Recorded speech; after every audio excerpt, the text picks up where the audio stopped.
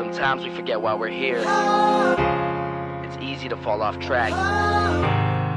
These help us remember. These battle scars don't look like they're faded, don't look like they're ever gone away. They ain't never gonna change. These battles. Growing up, I had a dream, something no one else could see. Tell me what it means when your faith is falling beneath your knees and you can't breathe. Everything you see reminds you of what you're not or something you won't be. You gotta take what you're given, that's how we live it. Don't be mad at the system, it's simply how we've existed. I hear a lot of people talking like they politicians and choose to be an accountant because it's safe in a business. Not because they wanna do it, just because they heard it pays. And who the fuck wants to be poor knowing that's how we've been raised? Society is getting heavy, I can feel the weight. The pressure of success is like 100 million pounds of shame. And that's the reason I'm staying up late, trying to find a way to escape the stereotypes. This day and age is making me feel like the only way I'll be happy is getting signed to a label and making money through rapping. I wanna share my emotion because this world is attacking the very principle of life that lets the people be happy. If you don't have a reason to breathe, why even live? These battle scars are impressions of everything that it is. Scars don't look like they're faded, don't look like they're ever gone away. They ain't never gonna change. These battle scars don't look like they're faded, don't look like they're ever gone away. They ain't never gonna change. These battles. Now, if I had a voice that reached 100 million people, I'd tell them there's a reason that we're all created equal. Cause some decide to be great and some decide a sequel to an average person's life is simply what they want to be. So you make your decision, all I know is what I'm given. Won't define the life I lead or the way I dwell in existence. I've seen a greater image on the walls of where I'm living, and the words twisted and scripted remind me of something written. Faith is a gift that is given down to the people. If one believes it, one receives it. It's given if it is needed. Don't ever think you're trapped in a life that you never wanted. Your options are infinite, that's some mathematical logic. I'm not saying I'm a prophet, I'm speaking for what it's worth. These lyrics define my prayers and these battle scars on my church. Not saying I'm a prophet, I'm speaking for what it's worth. These lyrics define my prayers, these battle scars on my church. Scars don't look like they're faded, don't look like they're ever gone away. They ain't never gonna change. These battle scars don't look like they're faded, don't look like they're ever gone away. They ain't never gonna change.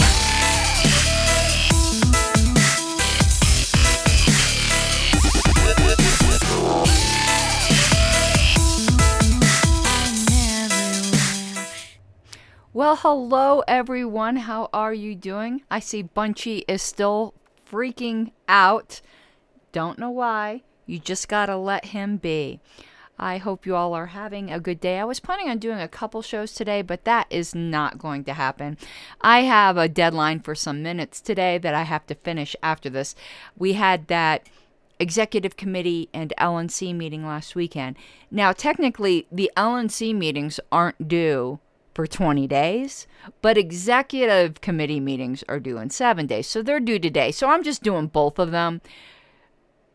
If for some reason I'm running a little behind on the LNC portion, that can wait, but I'd like to get them both up on the list. That's a long story for this is going to be the only show for tonight. So before we get started with the show, got some housekeeping to do.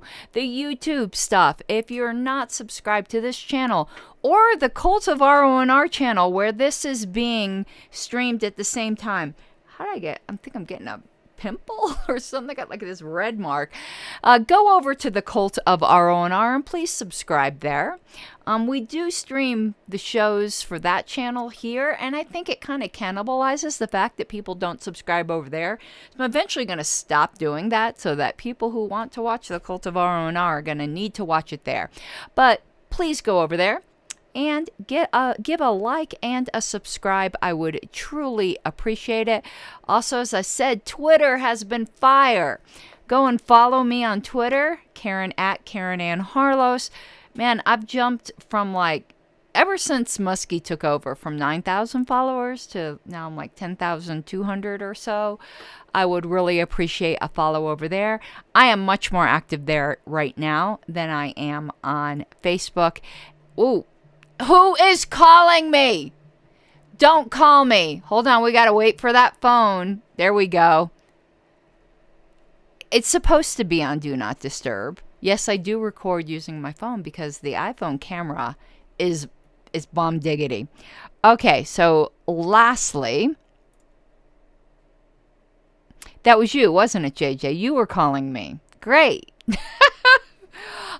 If you like the type of content produced, which is wide, could be wild too, and varied and very much relating to politics and the Libertarian Party, please do support me on Patreon. It would be a wonderful Christmas gift.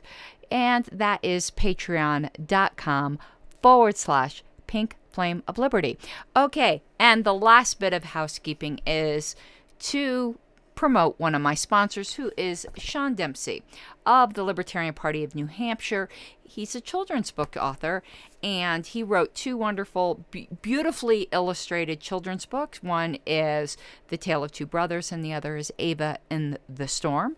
You can probably, I don't know Amazon shipping times for independent authors, but you might be able to get these before Christmas as the perfect Christmas gift for the young person in your life.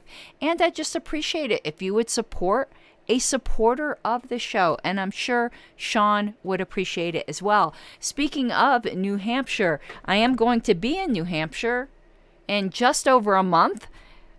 Is this the second year or the third year in a row that I'm their convention parliamentarian? I just got the bylaws revisions and stuff to take a look at. You know, that homeless guy who's the chair there. And to remember the war story from the New Hampshire convention last year. Nolan, I love you. So Nolan's like, you know, he's going, I got this. This is going good. And then someone comes up to the mic with a substitute. And he looks at me and I'm like, we went over this. You got this. You got this. And then what comes up next was a substitute for the substitute. And the look of utter terror that he had in his eyes when he looked over at me. And I'm like, yeah, that's an order.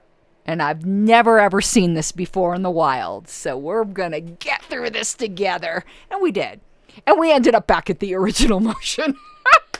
But it was fun. You know me and substitutes, man. Substitutes are my jam. But I hadn't encountered a substitute for a substitute before. But speaking of weird, strange, wacky parliamentary stuff, we're going to go over an article by JJ. And JJ's in chat. So in the last mega stream that Mike Seebeck and I were able to do. And if you're wondering what happened with those, Mike is moving to Alabama. Boo Hess. So we're not going to be in studio together anymore. We will try to do it live stream, you know, where he'll be calling in. We'll see how that works. I know the dynamic won't be exactly the same, but he's moving on to an exciting new period of his life, and he'll be raising hell in Alabama. Before you know it, you know, he's gonna be a homeboy down there in Alabama. He's gonna be a Bama. So the Libertarian Party of Alabama, you are lucky to have one of my best friends in the entire world, Mike Seebeck. But that was a ramble, wasn't it? But during that last mega stream, JJ sent me an article that I read after the stream, and I was absolutely fascinated by it. And I haven't mastered the contents yet, which is one reason why I wanted to do a show on it. I wanted to expose you to this concept, but I also wanted to wrap my head around it because I last read it when he sent it to me. Was that nearly a month ago? And then I was reading it again before the show, and I read the first couple paragraphs, and I'm still like, what? How? What? So I still haven't mastered this material, and talking it through helps, as you guys seen with me and RCB. Talking through it definitely helps. And we are going to be putting some things on the screen because there's like an example that's really good for you all to see. This has actually been a parliamentary day for me. I've been doing a lot of LPedia work. Go sign up at lpedia.org and add your bit of Libertarian Party history. But I've been listening to the National Association of Parliamentarians. I paid for so you can have access to the training seminars. And I've been listening all day to those because they stopped becoming available the end of December. And I'm like, I paid for this. I'm going to get it. But there's some really good ones. And the one on the origin of the 2/3 rule is just fantastic. And then so far, I've really enjoyed them all. Some a little more than others. Some speakers are a little bit more dynamic than others. But in general, all of them have been really, really good. And you probably can buy that one on the origin of the 2/3 rule at the NAP store on its own. I would highly, highly recommend it. But funny, one of the things that one of the guys was talking about who does a lot of parliamentary work was having like a parliamentary satchel for each of your clients. Now, I'm not, I volunteer for the LP, so I don't like have a client list. But I like the idea of the parliamentary satchel where he said you just put everything in there you think you might need. Throw 10 pens in there because the chair's probably not going to have a pen. Throw an extra gavel in there. Have a book of motion forms in there. Have everything. After he said it, it seemed like common sense, but it is like, how you have that when if you're going to the hospital to have a baby, you have your little hospital bag right there by the door. So you have your little parliamentary satchel. But one thing he had in his that he bought from the NAP store, I guess, is a little podium flag and stand. And I'm like, I know.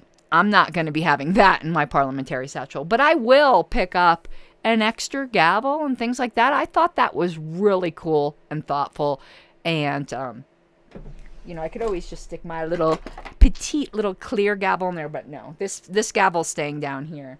But I'm going to pick one up for a parliamentary satchel since I already have the NAP branded bag, And he also suggested getting the NAP branded name badge.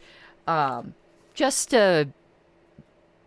name badge alone vests your presence there with some authority. And he also talked about like how to dress and stuff like that. Of course, that all goes out the window with me. Like he's like, you should be the best, the best dressed, most serious looking person in the room.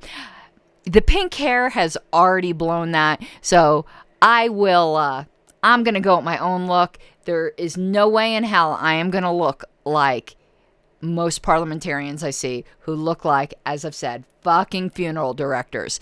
Not me. Ain't going to happen. I'm breaking that mold, baby. I was born this way, baby. Channeling my inner Lady Gaga. Okay, so let's get now to the subject, because I know JJ can only be here for another 45 minutes. And yeah, so we want to get to that, right? Yes, we want to get to that. So it's called Multiple Candidate Election Surprises. So written in 2009. So we're going to go through this. I'm going to be doing a lot of reading, but we're going to put some things up on the screen and work through the examples. And I'm sure JJ will give any clarification where I screw up or anything else he'd like to say in chat. So check this out. He starts. There are two general truisms that parliamentarians are familiar with when looking at elections by ballot conducted under RONR. First, there's the truism that a majority elects. I think we all would agree with that, right? Second, there's a truism. Stop calling me! Who is that? If that is Star Child, I am going to fly to California and violate the NAP. Stop it. Oh, I didn't wear my... Oh, if I wore my watch, I could hit stop. Hold on. I'm going to go hit... Okay, I'm back. Remind me to wear my Apple Watch, because then I can hit stop right on it. If it happens again, we're going to take a commercial break, and I'm going to run up and get my watch, because I ain't putting up with this, You think my phone is for phone calls? Are you out of your freaking mind? It's for Twitter. Get with the program. Okay, so second, there's the truism that absent write-in votes in an uncontested election, those candidates nominated will be elected. That could be slightly not so agreeable to libertarians, though I think everyone would agree in general. That seems pretty logical. But I know libertarians will start going, nah, Noda, Okay, Noda's a libertarian fetish. Please, let's get out of our libertarian bubble a second here. And I think we can agree that those two are pretty common sense truisms. JJ goes on.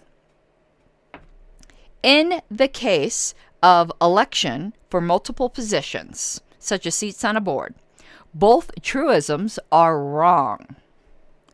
It is possible. Now get this. This just blows my mind. And I've read this and I understood it when I read it. But listen to this. And see if you can wrap your head around this before we go through it.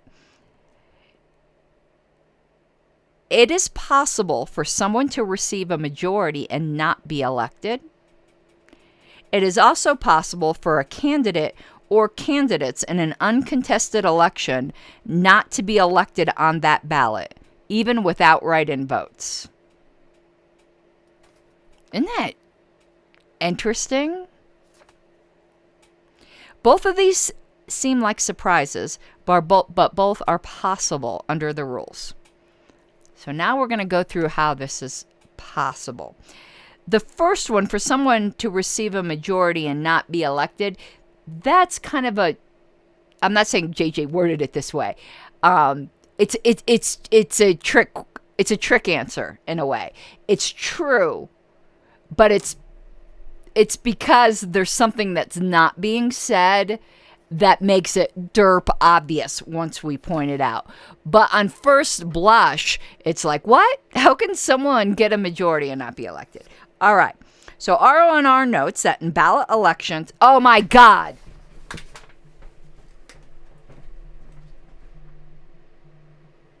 Okay. We're not playing that game. I will bring my watch next time. It says RONR notes that in ballot elections for multiple positions, the candidates need to meet two conditions to win. First, JJ, I think this sentence is reported is stated twice. It says first, the candidate must get more than half, a majority. RONR has quite a specific way of counting that majority. Second, the candidate must be in the top number of vote getters, depending upon how many seats are to be elected. Okay, so we're going to pull up now the examples that he gives. And I'm going to try to keep comments on the screen if I can. But if I can't, I will have to take them off. Let's see. No, because I'm going to have to take comments off until we get off of the screen because it is covering up part of the screen. So, hold on. Let me take that widget off. Let me go back to here. Here we go. Okay. So you can see there's some examples there. It says, for example, assume that Ms. Roddy, Ms. Peters, Miss Betke, Mrs. Karuba, and I'm sorry, I read Flickinger differently. And Mr. Flickinger, where'd you get these names? Are candidates for 3 seats on a board. So you have 1, 2, 3, 4, 5 candidates competing for 3 seats. 30 ballots are cast with at least 1 vote on it. So you could vote for more than 1 candidate on the ballot, is what he's trying to say. You can vote for up to 3. JJ says those are names of high school English teachers. So 30 ballots are cast with at least 1 vote on it with the following results. 10 ballots are marked for Roddy, Peters, and Betke. 10 ballots are marked for Roddy, Peters, and Flickinger. 5 ballots are marked for Roddy, Peters, and Karuba. 4 ballots are marked for Betke, Karuba, and Flickinger. 1 ballot for Roddy, Betka, and Karuba. Total. So here's the total votes counted. So Roddy got 26 votes. Peters got 25 votes. Let's go to the next page. I want to go up to the top of the next page. Here we go. Betke got 15 votes, Karuba got 10 votes, and Flickinger got 14 votes. In this example, Betke, who is one of the top 3 vote getters, is not elected because she got just under a majority with 15 votes. Remember, there were 30 ballots cast. So you need 16 to get a majority. Roddy and Peters are elected because both are the highest vote getters and have more than a majority. RONR would require that the balloting continue for the 3rd seat, but the balloting would be repeated with Betke, Karuba, and Flickinger on the ballot. And there's a footnote here, footnote number 1. The majority could reopen nominations, and normally write-in votes are permitted. Absent a rule or bylaw provision, the voting would not necessarily be limited to those people on the ballot. Likewise, any candidate could withdraw at this point. Okay. I have a question for you, JJ. For write-ins for a board position, or is it just for officers, don't write-ins have to be disallowed in the bylaws? Because here in this footnote, you had said absent a rule or bylaw provision. For some reason, I have it in my head that you can only disallow write-ins for the board by a bylaw. What am I getting wrong here? I'll read your answer out loud when you say it. Or is that just for officers? And I'm really interested in the answer to this because we're dealing with this on the National Bylaws Committee. Elections do not always work out that smoothly, and many people, including a few parliamentarians, might not consider having to go to a second ballot to be smoothly. There's another case where the issue might be decided on one ballot, but with an interesting result. It is possible for a candidate to have a majority and still lose, even on one ballot. Okay, so let's scroll down and see how this would work. For example, assume that Ms. Green, Ms. Mitchell, and Ms. Thomas are running for 2 seats on a board. 91 ballots are cast with at least 1 vote on it with the following results.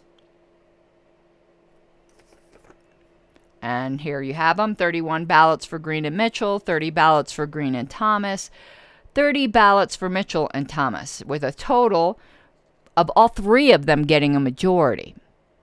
But there's only 2 seats. So that's how it's possible for someone to get a majority in a multi-seat election and still not be elected. It's because the other candidates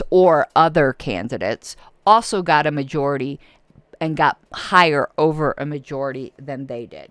So in this example, there are 91 votes, and majority in whole numbers is 46 votes. All candidates met that threshold, but Green and Mitchell came in first. Thomas was not elected, even though she had more than a majority.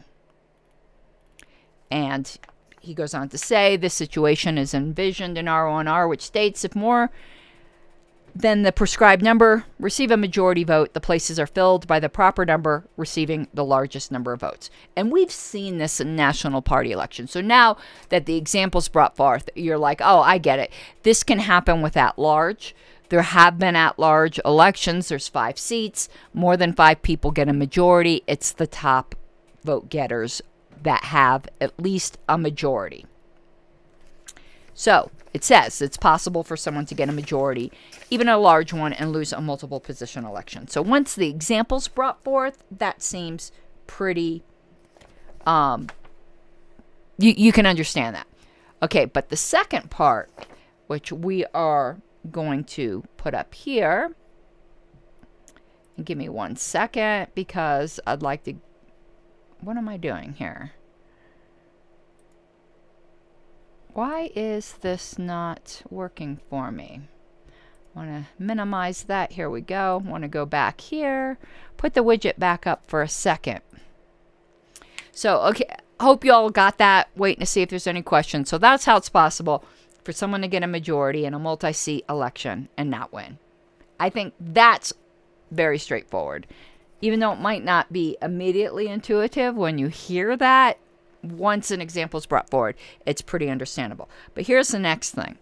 It is also possible to see a candidate without opposition to not be elected, even considering write-in votes. The reason for this is a combination of two factors. So forget about the NOTA thing for a second, because I can hear the libertarians screaming NOTA right now. Forget about it. Okay? First, and again, we're talking about multi-seat elections. First, a member need not vote to all positions. So say you've got, like for an at-large, you got 5 positions. Somebody might just vote for one. He may partially abstain in voting for all candidates that he could vote for in a multiple position election. This in no way affects the vote he did cast. Second, in a multiple position election, every ballot with one or more candidates is counted as one vote cast for determining a majority.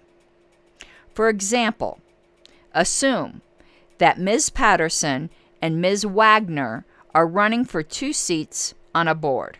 Okay, and we're going to pull this example up.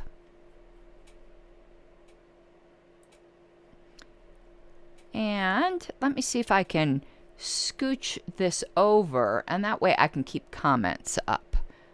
Yeah, I can scooch it over so comments can stay up, even though it's not quite as big as we'd like. That's what she said.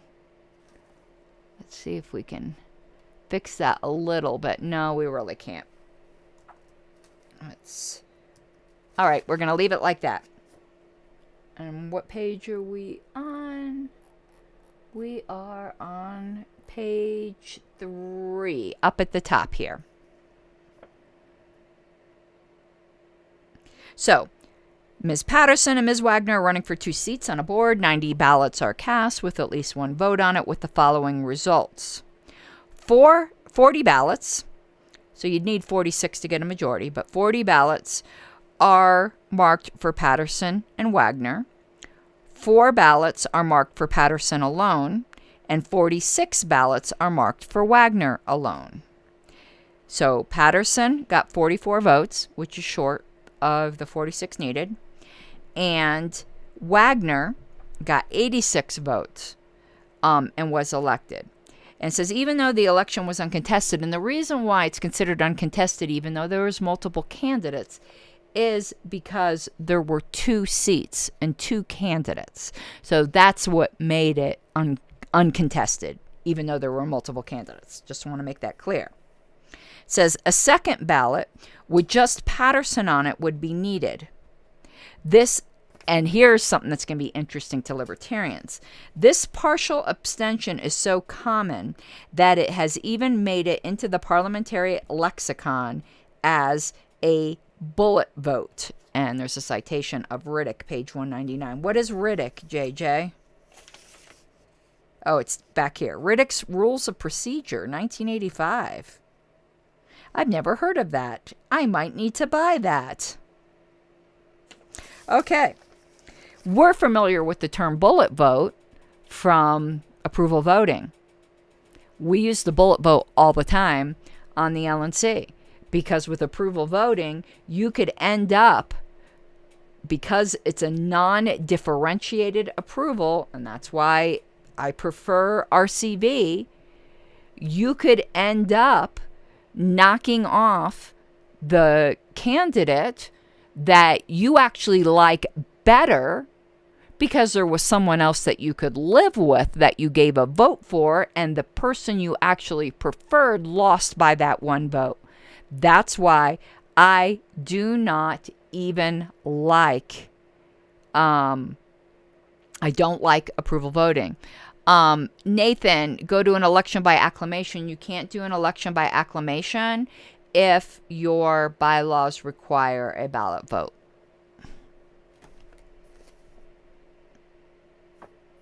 Okay. So, a second ballot with just Patterson on it would be needed. This partial abstention is so common, it's made it into the parliamentary lexicon as a bullet vote. In this case, the voter might be uncomfortable with Patterson, but no one else is willing to take the position. Even without complications, such as write-in votes, reopening nominations, or a rule requiring more than a majority to elect, a multiple position election can produce procedural surprises. A majority does not always elect, and an uncontested election might not be settled on the first ballot. These may be surprises or even counterintuitive, but they are possible. So I thought that was super interesting. I hope you thought that was super interesting as well. And JJ, did I answer Nathan correctly? Is there some other reason why you wouldn't vote by acclamation? Or is the reason in these examples only because of what I said, that if your bylaws require a vote by ballot for members of the board, you have to do a ballot? Now, I know we violated this on national before. I'm pretty sure. I read so many bylaws now that I'm really trying to get them like all in my head straightened out, because with all the controversy with state affiliates, like I can't even remember what Colorado's bylaws are right now. I got to look at them. But I'm fairly certain we violated this national in, what year was it? 2020. The one in Orlando, COVID, 2020, where Tim Hagen was voted by acclamation. And I don't think we could do that with officers on the LNC. It's not a suspendable rule, Nathan. It says right so in Roberts that a rule requiring a ballot vote for your board or your officers is not suspendable.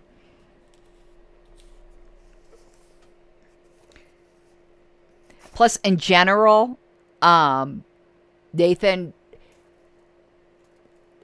your bylaws, I'm going to give the exception. Generally, something that's in your bylaws can't be suspended. You can't suspend your bylaws. However, if there is something in your bylaws that's in the nature of a rule of order, can be suspended, yes, that's the exception. Which is why it's a good idea to have your convention rules of order separate.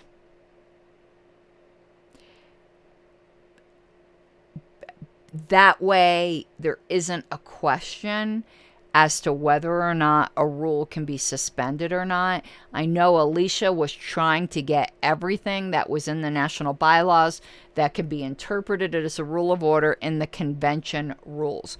And I think there were still a couple things that she thought should be moved to the convention rules.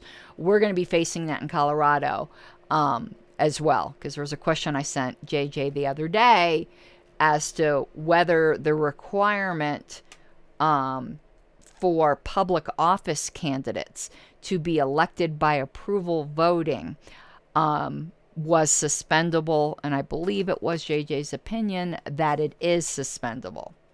In which case, we probably should stick that. We should either put that in our convention rules or add to that bylaw. Because you can say in your bylaws that this rule cannot be suspended. You can say that. So that's the way you protect something in your bylaws that you think might be in the nature of a rule of order that you don't want ever to be suspended. We have a bylaw like that in Colorado that says, like, NOTA must always be on the ballot and this can never be suspended type thing. All right, so let's go over, we already went over one of the endnotes, but here's something, because I used to screw this up, and nearly everyone screws this up. A majority is any number more than half.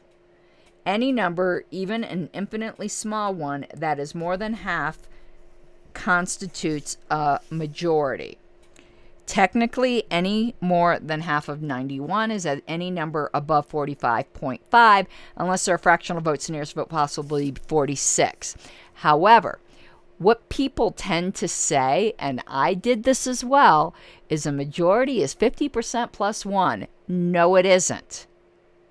For instance, in that example of 91, if it was 56, if you defined a majority as 50% plus 1, you'd end up with 46.5, which rounds up to 47.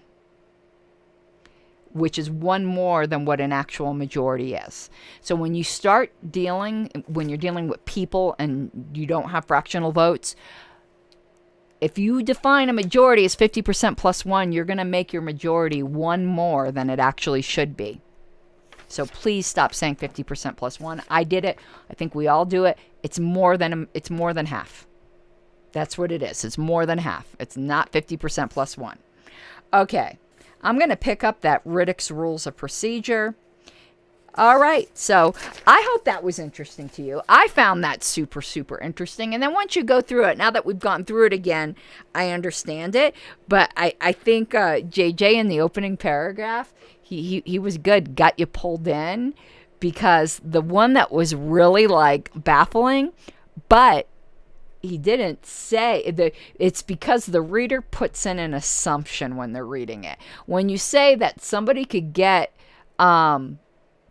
somebody could be uncontested, forget about NOTA, with no write-ins and not be elected, what's not stated in that first paragraph is on the first round. And once you add that, but he didn't say they weren't elected in subsequent rounds. But anyway, it's weird the way our minds fill in gaps, and that's usually the key to solving like riddles, is don't let your mind make assumptions that are not stated in the text. But you know, that's how the human brain generally works, and it's usually really efficient, except when you're trying to solve a riddle. All right, everyone, I hope you have an awesome night. I left my calendar at home. I mean, not at home. Excuse me. I wish I left it at home. I left it at work. So I don't know if I have anything scheduled for tomorrow night, if I have a committee meeting or whatever. I guess I'll find out when I go into work tomorrow. I don't think I have anything for tomorrow, though. Mondays are usually free, except for like LPCO board meetings, which are the second Monday of the month. But I don't know. Maybe I do. In either event, I'm going to try to scream. I almost said try to scream. No, I'm going to try to stream. If I don't have anything scheduled, I'm definitely streaming. But if I do, it's going to be a little bit more difficult. All right, I hope you have an awesome night. And JJ, we'll see if you end up on call. We'll see if my pesky little caller left a voicemail. And now I got to remember to bring my watch, because that's the way to avoid all of that. And it wasn't Starchild, by the way. I went and looked. It wasn't Starchild. It's usually Starchild when this happens. All right. I hope you have an awesome night. Bye-bye, everyone.